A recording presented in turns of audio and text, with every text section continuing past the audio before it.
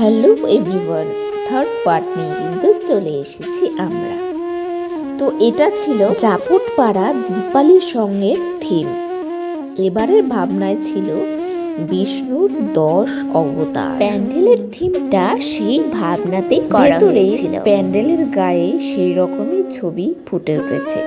আর ওপরের দিকটায় দেখো লক্ষ্মী, নারায়ণ আর ব্রহ্মা, কত ঠাকুর রয়েছে।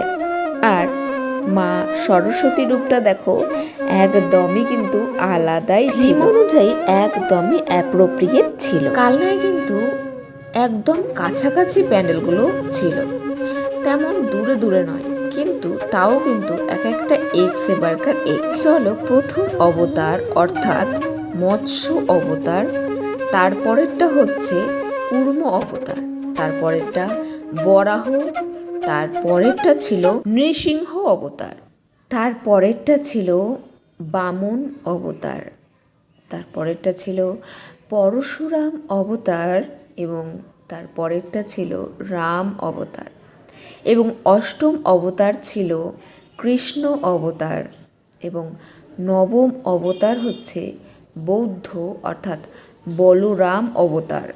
লাস্ট 10 নাম্বার ছিল কল্কি অবতার। এরকমও যে ভাবনা ফুটিয়ে তোলা যায়, না দেখলে বুঝতেই পারবেন। তারপরে একটা সুন্দর প্যান্ডেলে চলে গেলাম গৌরাঙ্গ সমিতি।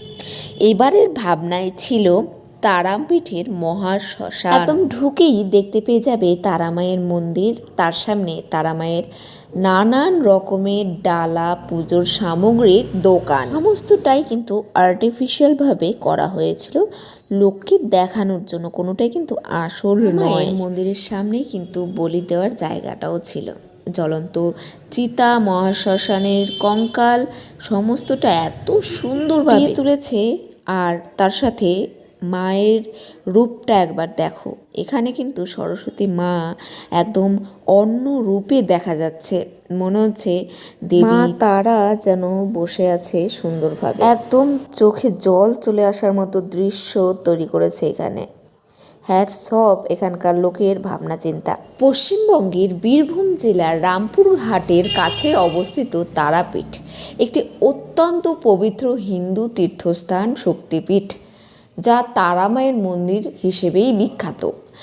দ্বারকা নদীর তীরে অবস্থিত এই মন্দিরটির পাশেই মহাশ্মশান, সাধক বামাখ্যাপা এবং এখানে দেবীর তৃতীয় নয়ন পড়েছিল বলে বিশ্বাস করা হয়। তো গাইস, আমার ভিডিওগুলো তোমাদের কেমন লাগছে জানাতে ভুলো না। লাইক, কমেন্ট, শেয়ার করে সাপোর্ট করো।